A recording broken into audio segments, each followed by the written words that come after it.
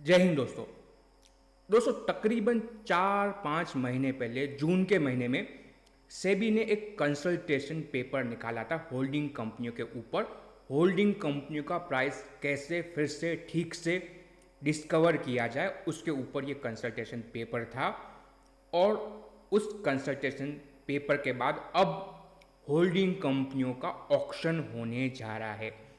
NSC ने circular पास किया है, रिसेंटली ही 3 दिन पहले ये सर्कुलर आया है और 8 होल्डिंग कंपनियों का नाम निकला है जिनका यहाँ से ऑक्शन होगा।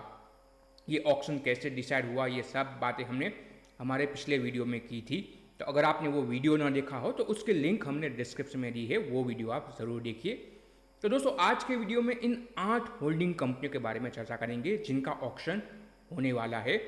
कैसे ये ऑक्शन होगा उसके बारे में भी चर्चा करेंगे और क्या आपको पार्टिसिपेट करना चाहिए इस ऑक्शन में, इसके बारे में भी वीडियो में जानकारी प्राप्त करेंगे। तो एक इंटरेस्टिंग अलग वीडियो रहेगा, तो वीडियो को पूरा ज़रूर देखिएगा दोस्तों।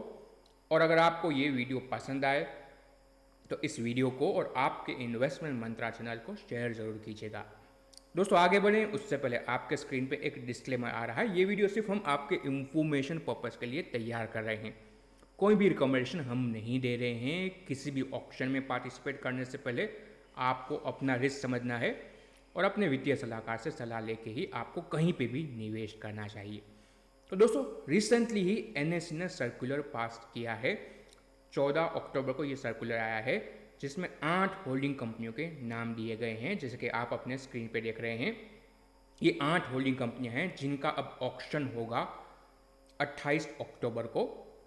दोस्तों, ये कंपनियां हैं GFL limited, Kalyani investment, Maharashtra scooter, Mask investment, Nalwa sons, Pilani investment, SIL limited और टीवीएस होल्डिंग।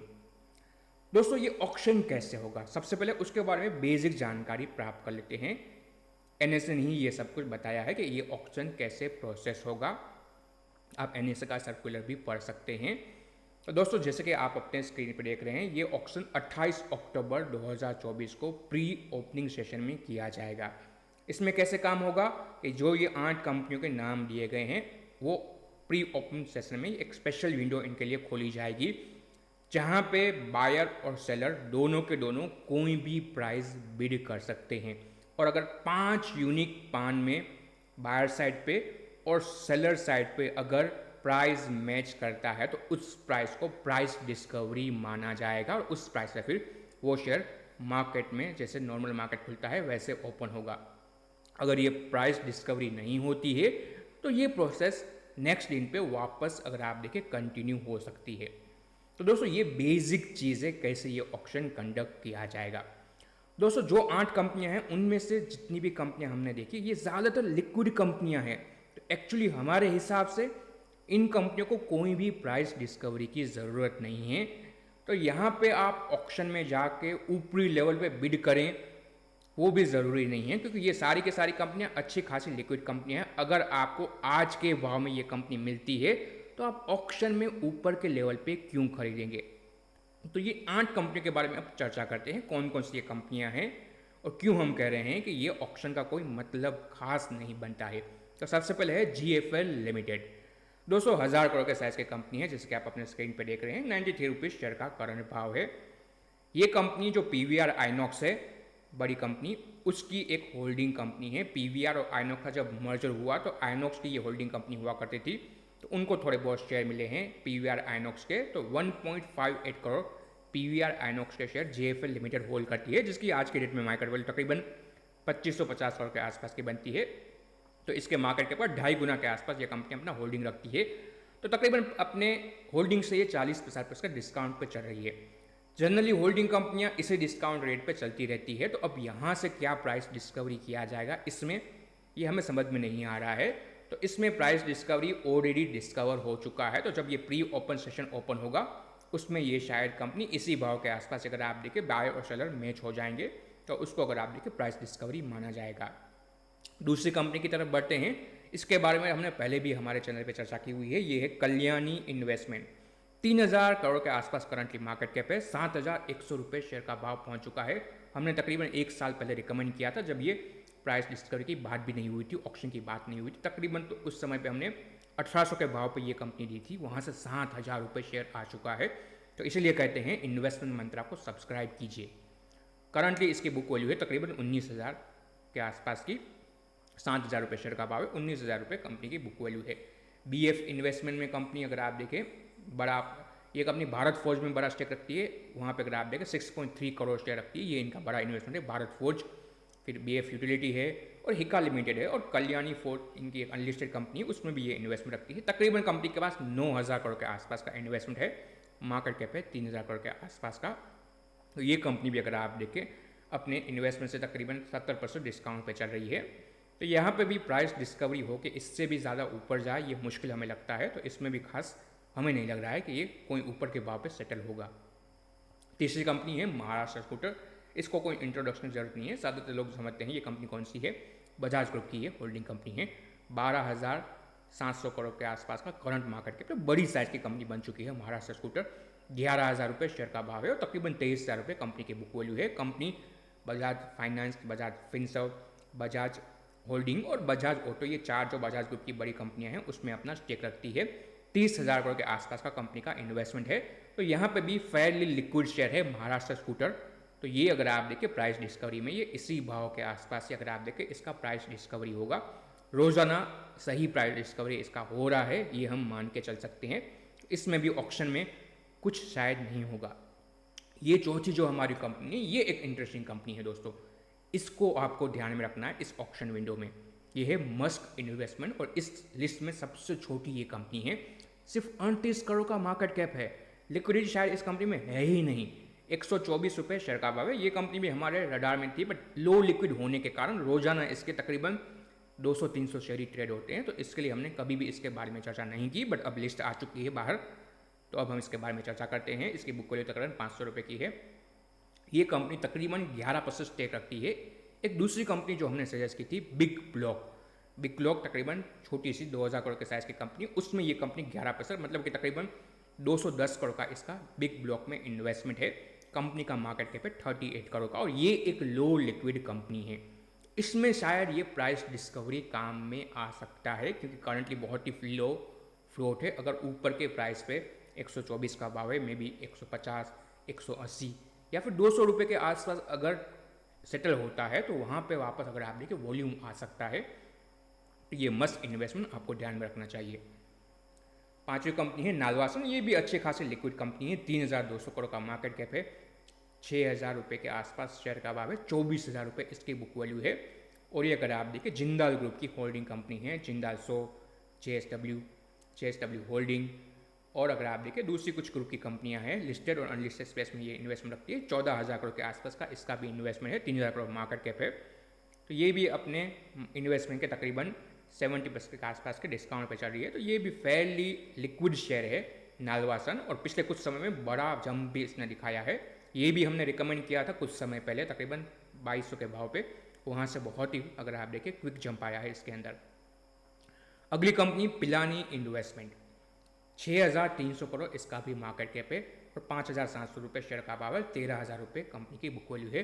और दोस्तों ये कंपनी आदित्य बिरला ग्रुप जो है उसकी होल्डिंग कंपनी है, जिसमें ग्रासिम हो या आदित्य बिरला रियल एस्टेट जो पहले सेंचुरी टेक्सटाइल था, हिंडाल्को, ये कुछ ग्रुप की बड़ी कंपनियां हैं जहां पे ये कंपनी अपना इन्वेस्टमेंट रखती है। तकरीबन 19,500 करोड़ का इसका इन्वेस्टमेंट है। करंटली मार्केट कैप 6,300 करोड़ का और ये भी फेयरली लिक्विड शेयर है।